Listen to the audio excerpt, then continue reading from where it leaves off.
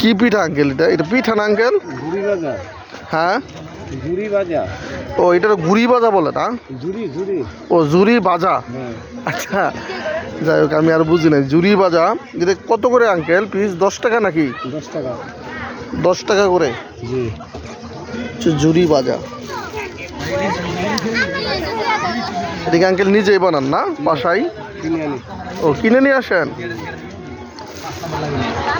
নিজেরা বানাইতে পারলে ভালো হইতো।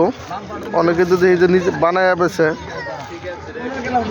মেশিন নাই আর অভিজ্ঞতা নাই। ও আপনার মেশিন নাই, এটা বুঝতে পারছি। অভিজ্ঞতা আমার বিশেষ করে নাই। মেশিন থাকলে বানাইতে পারতেন না? মেশিনটা হলো মেন, আর তেল লাগে মনে হয় না? তেল লাগে।